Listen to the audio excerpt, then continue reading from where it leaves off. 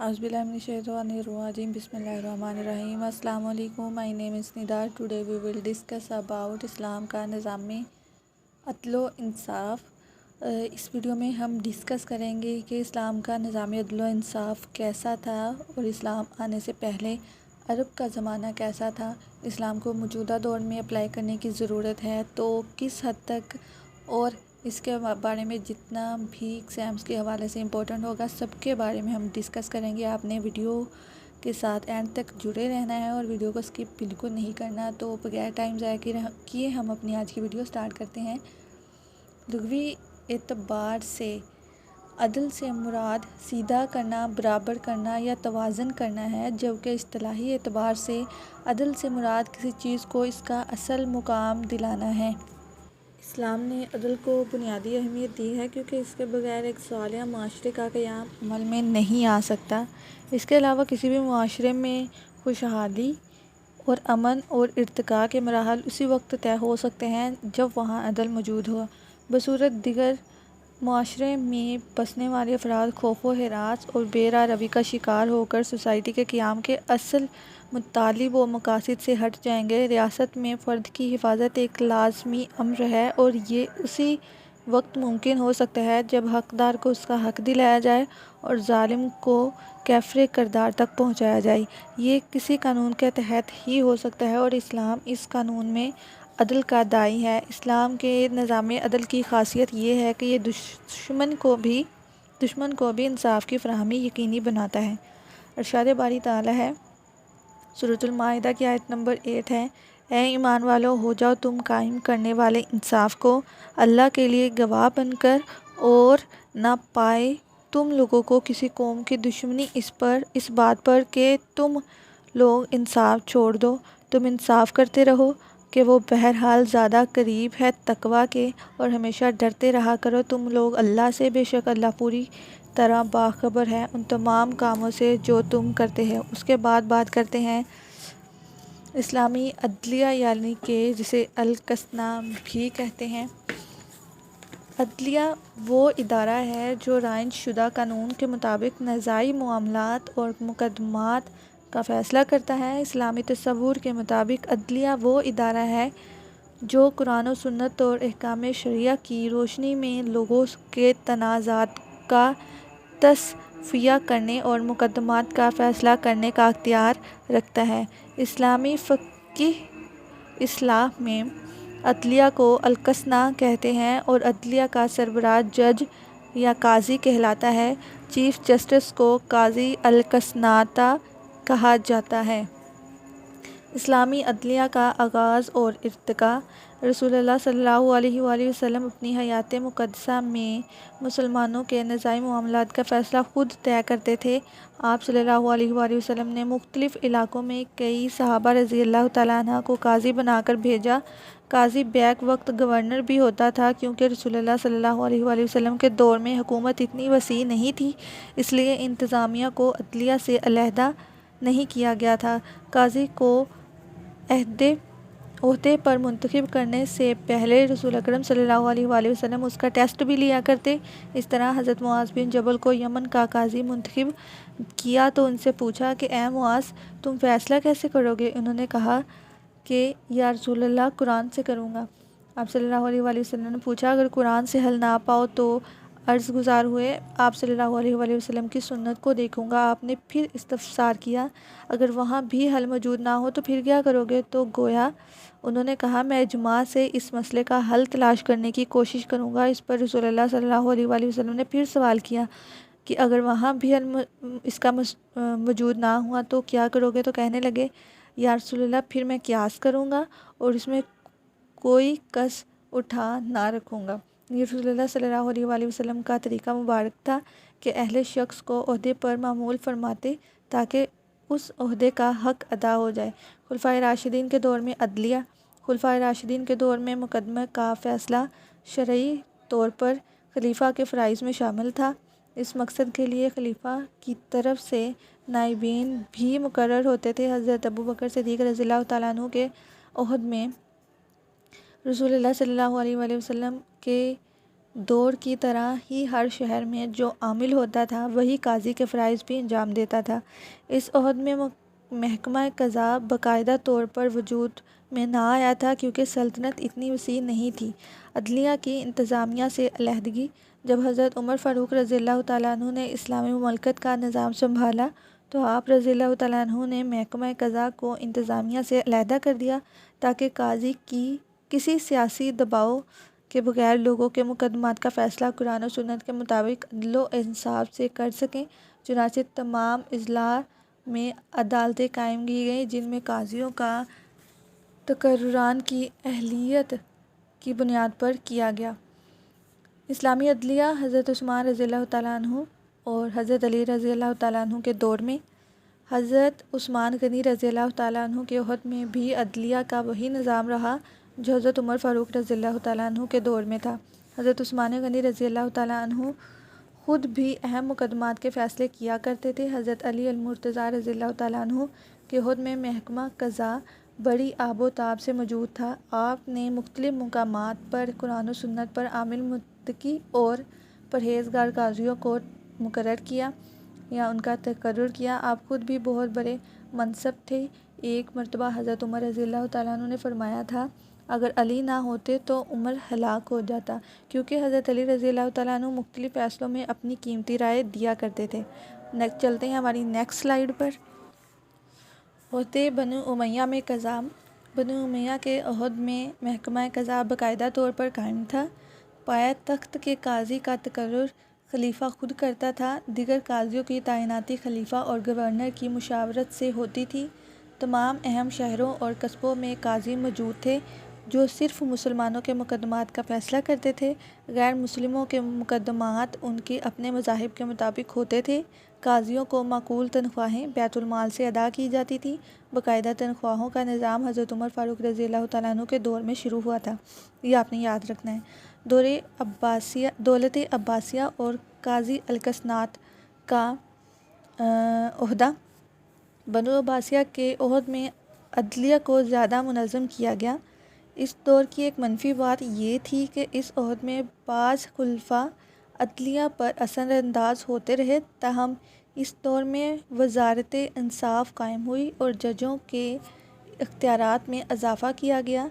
فقہی مسائل حل کرنے کے لیے ہر طبقہ فکر سے ججوں کو منتخب کیا جانے لگا۔ چاروں مذاہب فقہ بھی اس دور میں وجود میں آئے۔ قاضی القسنات چیف جسٹس کا عہدہ خلیفہ مہدی کے عہد میں وجود میں آیا۔ اس عہدے پر سب سے پہلے قاضی ابو یوسف رحمۃ اللہ علیہ کا تقرر ہوا جو امام اعظم ابو حنیفہ رحمۃ اللہ علیہ کے شاگرد تھے۔ قاضی القسنات اپنے ماتحت صوبائی قاضیوں کی تقرری خود کرتا تھا۔ ہر صوبے کے پایہ تخت اور ہر بڑے شہر میں ایک قاضی ہوتا تھا۔ قاضی کے تقرر کے لیے شرائط: فقہائے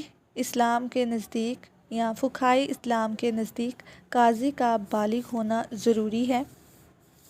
اسلامی ریاست کا قانون چونکہ قرآن و سنت پر انحصار کرتا ہے، لہٰذا قاضی کا معاملہ اور اس کے سارے معاملات کو سمجھنے کے لیے قرآن و سنت کا عالم ہونا ضروری ہوتا ہے تاکہ وہ تنازعات کا حل قرآن و سنت کی روشنی میں کر سکے۔ مسلم مفکرین کے نزدیک قاضی کا عاقل ہونا بے حد ضروری ہوتا ہے کیونکہ عقل ہی سے تنازعات کا فیصلہ درست طریقے سے کیا جا سکتا ہے۔ عقل کی شرط پوری کرنے کے لیے ضروری ہے کہ قاضی صاحب الرائے ہو، معاملہ فہم ہو، دور اندیش ہو، جھوٹ اور سچ میں امتیاز کرنا جانتا ہو، حالات اور واقعات پر گہری نظر رکھتا ہو۔ اس کا صحت مند ہونا بھی ضروری ہے، یعنی قاضی سماعت، بصارت اور گویائی کی اعلیٰ خصوصیات کا حامل ہو۔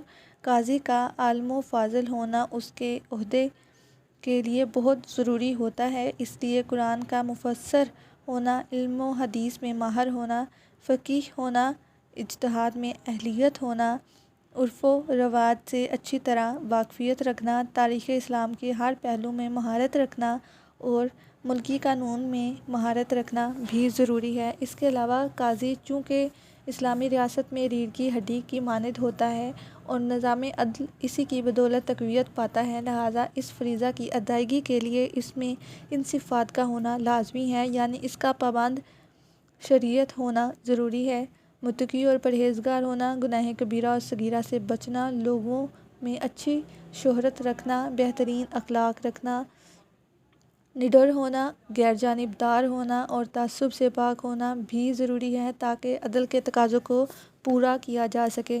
اسلامی عدلیہ غیر مسلموں کے لیے، غیر مسلموں یعنی کہ ذمیوں کے فیصلے ان کے اپنے مذہب کے مطابق کیے جاتے تھے۔ اسلامی نظام عدل کی نمایاں خصوصیات کیا ہیں، اس کے لیے چلتے ہیں اگلی سلائیڈ پر۔ سب سے پہلے بات کرتے ہیں قانونی مساوات کی۔ ایک بار قبیلہ بنی مخزوم کی ایک عورت نے چوری کی تو اس کا ہاتھ کاٹنے کا حکم دیا گیا۔ ایک صحابی رضی اللہ تعالیٰ عنہ نے اس عورت کی سفارش کی تو آپ صلی اللہ علیہ وآلہ وسلم نے ارشاد فرمایا، اگر فاطمہ بنت محمد بھی چوری کرتی تو میں اس کو بھی یہی سزا ہوتی۔ غیر جانبدارانہ اور تعصب سے پاک عدلیہ، کسی کے ساتھ دشمنی، انا یا تعصب، اس کے ساتھ انصاف میں آڑے نہیں آنا چاہیے۔ ارشاد باری تعالیٰ ہے سورۃ المائدہ کی آیت نمبر 8، اے ایمان والو، ہو جاؤ تم قائم کرنے والے انصاف اللہ کے لیے گواہ بن کر، اور ابھار نہ پایا جائے تم لوگوں کو کسی قوم کی دشمنی اس بات پر کہ تم لوگ انصاف چھوڑ دو۔ تم انصاف کرتے رہو کہ وہ بہرحال زیادہ قریب ہے تقویٰ کے، اور ہمیشہ ڈرتے رہو تم اللہ سے، بے شک اللہ پوری خبر رکھتا ہے ان تمام کاموں سے جو تم کرتے ہو۔ جھوٹی مقدمہ بازی کی مذمت۔ نبی کریم صلی اللہ علیہ وآلہ وسلم نے فرمایا، جو مدعی ایسے حق کا دعویٰ کرتا ہے جو اس کا نہیں، وہ ہم میں سے نہیں اور اس کا ٹھکانہ دوزخ ہے۔ اسی طرح سنن ابو داؤد کی حدیث مبارکہ ہے، جو شخص ناجائز مقدمہ بازی کرتا ہے اور وہ اسے جانتا بھی ہے تو وہ اس وقت تک اللہ کے غضب میں گرفتار رہتا ہے جب تک کہ مقدمہ واپس نہ لے لے۔ اس کے بعد ہے غصہ کی حالت میں فیصلہ کرنے کی ممانعت۔ حدیث مبارکہ ہے، کوئی حاکم غضبناک ہونے کی حالت میں فیصلہ نہ کرے، غصہ انسانی عقل کا دشمن ہے۔ غصہ کی حالت میں اگر فیصلہ کیا جائے تو وہ غلط بھی ہو سکتا ہے اور قاضی پر ناانصافی کا الزام بھی لگ سکتا ہے۔ اسی ضمن میں دوسری بات یہ ہے کہ فیصلہ عجلت میں نہ کیا جائے بلکہ خوب سوچ سمجھ کر کیا جائے۔ رسول اللہ کریم صلی اللہ علیہ وآلہ وسلم کا ارشاد ہے، تاخیر اللہ تعالیٰ کی طرف سے ہے اور عجلت شیطان کی طرف سے ہے۔ سفارش کی ممانعت۔ جب قبیلہ بنو مخزوم کی عورت نے چوری کی تو حضرت اسامہ نے ان کی سفارش کی تو آپ صلی اللہ علیہ وآلہ وسلم سخت ناراض ہوئے اور فرمایا اپنے خطبہ میں کہ تم سے پہلے قومیں محض اسی وجہ سے ہلاک ہوئی تھی کہ اگر کوئی کمزور جرم کرتا تو اس پر حد جاری کر دیتے اور اگر کوئی طاقتور جرم کرتا تو اس کو چھوڑ دیتے۔ یہ صحیح بخاری کی کتاب الحدود میں درج ہے۔ فیصلے میں مشاورت۔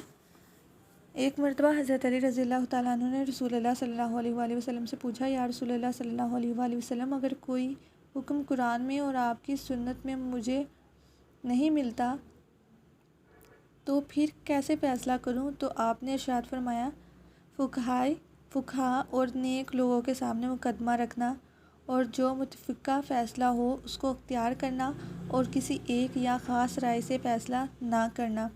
اس کے بعد نیکسٹ سلائیڈ میں ہمارا پہلا پوائنٹ ہے، اگر کوئی واقعہ واضح نہ ہو تو قاضی خود بھی جائزہ لینے کے لیے جائے واردات پر جا سکتا ہے یا کسی مناسب شخص کا اس مقصد کے لیے تعین بھی کر سکتا ہے۔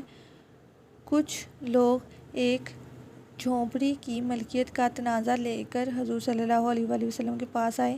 آپ نے حقیقت حال کا پتہ کرانے کے لیے حضرت حذیفہ بن یمان کو بھیجا۔ انہوں نے معاملہ کی تحقیق کی اور خوب چھان بین کر کے فیصلہ ان لوگوں کے حق میں کر دیا جن کے نزدیک وہ جھونپڑی پڑتی تھی۔ رسول اکرم صلی اللہ علیہ وآلہ وسلم نے بھی اس فیصلے کی توثیق فرمائی۔ یہ جو میں نے ڈیٹیل دی ہے وہ ہے حالات اور واقعات کی چھان بین۔ اس کے بعد نیکسٹ پوائنٹ ہے رشوت کی ممانعت۔ سورۃ بقرہ کی آیت نمبر 188 میں ارشاد باری تعالیٰ ہے، ناجائز طریقے سے آپس میں مال نہ کھاؤ، اور حضور صلی اللہ علیہ وآلہ وسلم نے ارشاد فرمایا، رشوت لینے والا اور دینے والا دونوں جہنمی ہیں۔ اسلام میں تو ایسے تحائف اور ہدیے لینے سے بھی منع کیا گیا ہے جن میں رشوت کا شک و شبہ ہو۔ سزاؤں میں تخفیف۔ بچوں، پاگلوں اور ایسے اشخاص جن کو مجبور کیا گیا ہو سزا سے استثناء ہے۔ اسی طرح ایسا کمزور شخص جس کے متعلق قاضی یہ سمجھے کہ سزا کو برداشت نہیں کر سکے گا، تخفیف کی گنجائش پیدا کی جا سکتی ہے، جیسا کہ حضرت سعید بن المسیب نے روایت کی ہے کہ ایک کمزور آدمی کسی لونڈی کے ساتھ پکڑا گیا اور رسول اللہ صلی اللہ علیہ وآلہ وسلم نے اسے 100 کوڑے مارنے کا حکم دیا۔ لوگوں نے عرض کی، یا رسول اللہ صلی اللہ علیہ وآلہ وسلم، وہ کمزور ہے، اتنا برداشت نہیں کر سکیں گے؟ تو آپ نے فرمایا، ایک ایسی شاخ ہو جس کے ساتھ 100 شاخیں ہوں، وہ ایک ہی دفعہ اس کو مار دو، سزا پوری ہو جائے گی۔ اسلامی قانون کے ماخذ: حضرت معاذ بن جبل رضی اللہ تعالیٰ عنہ کو جب رسول اللہ صلی اللہ علیہ وآلہ وسلم نے یمن کا قاضی بنا کر بھیجا تو ان سے پوچھا، اے معاذ، تم فیصلہ کیسے کرو گے؟ انہوں نے کہا، یا رسول اللہ، قرآن سے تلاش کروں گا۔ آپ نے پوچھا، اگر قرآن میں نہ پاؤ تو؟ انہوں نے کہا، پھر آپ کی سنت سے دیکھوں گا۔ اگر وہاں بھی نہ پاؤ تو پھر عرض کی اجماع سے۔ اور آخر میں ان کا جواب تھا کہ اپنی رائے یعنی قیاس سے لوگوں کے مسائل کا حل کروں گا۔ اس حدیث پاک کی روشنی میں بنیادی طور پر اسلامی قانون کے 4 ماخذ سامنے آتے ہیں: قرآن، سنت، اجماع اور قیاس۔ اگر کوئی نیا مسئلہ درپیش ہو تو اس کے لیے جہاد کا دروازہ بھی کھلا ہے۔ اس کے بعد ہے گواہوں کو پرکھنے کے لیے تزکیۃ الشہود۔ حضرت عمر فاروق رضی اللہ تعالیٰ عنہ نے ہر جگہ صاحب دیوان لوگوں کو مقرر فرمایا جو کہ ان رجسٹروں میں ہر شخص کے حالات، کردار، ذرائع آمدن کو خفیہ طریقے سے درج کرتے، اور اگر وہاں سے کسی کی گواہی مطلوب ہوتی تو قاضی رجسٹر کی مدد سے دیکھ لیتا تاکہ یہ شخص بطور گواہ قابل قبول ہے یا نہیں، کہیں یہ دروغ گو یا فاسق و فاجر تو نہیں۔ اس کو تزکیۃ الشہود کا نام دیا گیا۔ اس کے بعد بات کرتے ہیں ولایت المظالم۔ فوجداری مقدمات کے لیے یہ عدالتیں قائم کی گئیں، ان کا سربراہ صاحب المظالم ہوتا ہے۔ مصالحتی عدالتیں: عدالت کے بوجھ کو کم کرنے کے لیے مصالحتی عدالتیں بھی قائم کی گئیں۔ جو مسائل عدالت سے باہر حل طلب ہوتے یہ ان میں اپنا اہم کردار ادا کرتی اور فریقین میں صلح و صفائی کی کوشش کرتی۔ حدود و تعزیرات: جاوید احمد غادمی لکھتے ہیں، ارادہ اور اختیار کی نعمت جہاں اس دنیا میں انسان کے لیے سب سے بڑا شرف ہے، وہاں اس کا ایک لازمی نتیجہ یہ بھی ہے کہ اس کے صحیح استعمال سے بارہا زمین پر فساد بھی پیدا ہوتا ہے، اور اس طرح فرشتوں کی وہ بات انسان کے حق میں پوری ہو جاتی ہے جو انہوں نے اس کی تخلیق کے وقت خدا سے کہی تھی۔ سورۃ البقرہ کی آیت نمبر 30 میں ہے، اور جب فرمایا تمہارے رب نے فرشتوں سے کہ بے شک میں بنانے والا ہوں زمین میں ایک خلیفہ، تو فرشتوں نے عرض کیا کہ کیا آپ زمین میں ایسے شخص کو بنائیں گے جو اس میں فساد مچائے اور خون ریزی کرے؟ حالانکہ ہم برابر تسبیح کرتے آپ کی حمد و ثنا کے ساتھ، اور ہم آپ کی تقدیس یا آپ کے تقدس کرنے میں لگے ہوئے ہیں، تقدیس کرنے میں یعنی کہ آپ کی عبادت کرنے میں لگے ہوئے ہیں۔ فرمایا میں پوری طرح جانتا ہوں وہ کچھ جو تم نہیں جانتے۔ انسانی تاریخ میں فساد کا سب سے پہلا ظہور ابو البشر حضرت آدم علیہ السلام کے بیٹے قابیل کے ہاتھ سے ہوا تھا۔ اب قابیل اور حابیل کا واقعہ آپ کو نیٹ سے مل جائے گا، آپ وہ نکال کے پڑھ سکتے ہیں۔ لہٰذا یہ ضرورت اس کے ساتھ ہی سامنے آ گئی کہ انسان کو خود انسان کے شر اور فساد سے بچانے کے لیے کوئی تدبیر ہونی چاہیے۔ اللہ تعالیٰ نے انسان کی فطرت میں جو حقائق الہام کیے ان کی روشنی میں یہ بات تو بالکل واضح تھی کہ اس کا واحد راستہ جرم سے پہلے ماحول کی درستی، تعلیم و تربیت، تبلیغ و تلقین، اور جرم کے بعد قرار واقعی تادیب و تنبیہ ہے۔ لیکن یہ تادیب و تنبیہ کس جرم میں کتنی اور کس طریقے سے ہونی چاہیے، اس کے تعین کے لیے کوئی بنیاد چونکہ عقل انسان کو میسر نہیں، اسی وجہ سے اللہ تعالیٰ نے اب تادیب و تنبیہ کیا ہے؟ سزائیں ہیں، یہ سزاؤں کو کہا گیا ہے۔ اللہ تعالیٰ نے اپنے نبیوں کی وساطت سے انسان کو جو شریعت دی اس میں زندگی کے دوسرے معاملات کے ساتھ जान व माल, आबरू और नज़्म इज्तमाई से मुतल्लक़ तमाम बड़े जुराइम की सज़ाएँ भी खुद मुकर्रर कर दी। ये जुराइम दर्जा ज़ाइल हैं। सबसे पहले नंबर पे हम बात करेंगे मुहारबा और फ़साद फ़िल अर्ज़। सूरतुल माइदा की आयत नंबर 33 और 34 में है, सिवाय उसके नहीं सज़ा उन लोगों की जो जंग करते हैं अल्लाह और इसके रसूल से और वह फ़साद मचाते फिरते हैं इस ज़मीन में। यही है कि उनको कत्ल कर दिया जाए चुन चुन कर, या उनको लटका दिया जाए फांसी पर, या काट डाले जाएं उनके हाथ और पाँव मुखालिफ जानिब से, या जला वतन कर दिया जाए उनको। ये तो उनकी रुसवाई है दुनिया में और उनके लिए आखिरत में बहुत बड़ा अज़ाब है। बजिज़ उनके जो तौबा कर लें कबल इससे कि तुम उन पर काबू पा लो, तो तुम यकीन जान लो कि बेशक अल्लाह बड़ा ही बख्शने वाला है। उसके बाद बात करते हैं कत्ल और जराहत की। सूरतुल बकरा की आयत नंबर 138 और 179 में है, ऐ लोगो जो ईमान लाए हो, तुम पर कसास फ़र्ज़ किया गया है मकतूलों के बारे में, यानी कातिल को कत्ल किया जाएगा मकतूल के बदले में, ख्वाह वो कोई भी क्यों ना हो और कैसा ही क्यों ना हो। आज़ाद बदले आज़ाद के, ग़ुलाम बदले ग़ुलाम के और औरत बदले औरत के। फिर जिसको माफ़ कर दिया जाए उसके भाई की तरफ से कुछ भी तो कातिल से खून बहा का मुतालबा करना है दस्तूर के मुताबिक और पहुंचा देना है खून बहा के उस माल को उसके हकदार के पास खूबी और भलाई के साथ। ये तखफीफ है तुम्हारे रब मेहरबान की जानिब से, यानी कि ये निजात है या रिलैक्सेशन जिसे हम कह सकते हैं, और एक रहमत तो मेहरबानी। फिर जिसने ज़्यादती की उसके बाद तो उसके लिए बड़ा और दर्दनाक अज़ाब है और तुम्हारे लिए कसास में ज़िंदगी है ए अक्लमंद, ताकि तुम बचो खून रेज़ी से और इसके भयानक अंजाम से। उसके बाद है ज़ना। सूरत नूर की आयत नंबर 2 और 3 में है, ज़ना करने वाली औरत और ज़ना करने वाले मर्द में से हर एक को 100 कोड़े मारो, और तुम्हें इनके बारे में अल्लाह के दीन के मामले में कोई तरस नहीं आना चाहिए अगर तुम ईमान रखते हो अल्लाह पर और क़यामत के दिन पर और हाज़िर रहे उनकी सज़ा के इस मौका पर। एक ग्रोह ईमान वालों का इबरत पजीरी के लिए बदकार मर्द निकाह नहीं करता मगर किसी बदकार या मुशरिक औरत से, और बदकार औरत से निकाह नहीं कर सकता कोई मगर बदकार या मुशरिक शख्स, और हराम कर दिया इसको ईमान वालों ने। उसके बाद है कज़फ़। सूरत नूर की आयत नंबर 4 और 9 में है, और जो लोग तहमत लगाएं पाक दामन औरतों पर फिर वही उस पर 4 गवाह ना ला सकें तो उनको तुम लोग उस 80 कोड़े मारो और उनकी कोई गवाही भी कभी कबूल मत करो।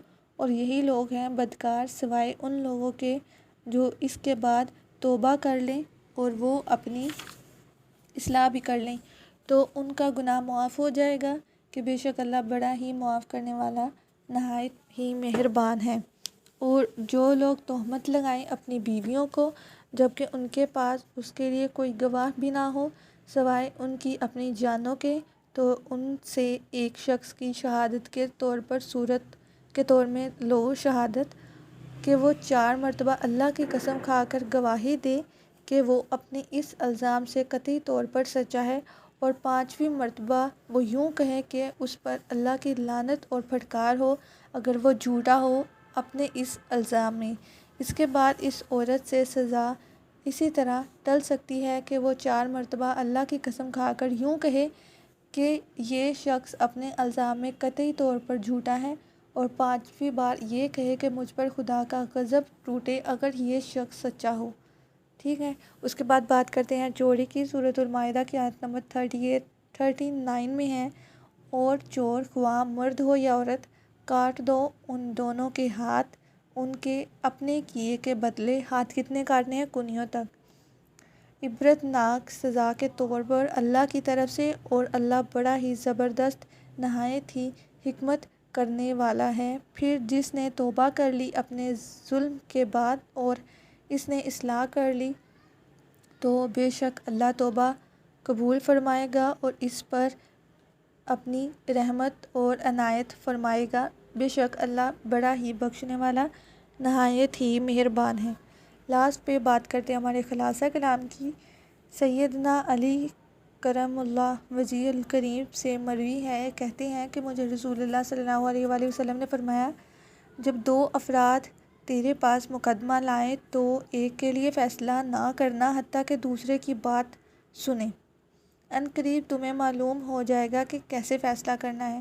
یہ ترمذی کی حدیث ہے۔ اس طرح غصے کی حالت میں فیصلہ کرنے سے منع کیا گیا۔ انصاف کے تقاضوں کو پورا کیے بغیر قاضی سزا نہیں سناتا اور کسی بے گناہ کو کسی طور پر بھی سزا نہیں ہونی چاہیے۔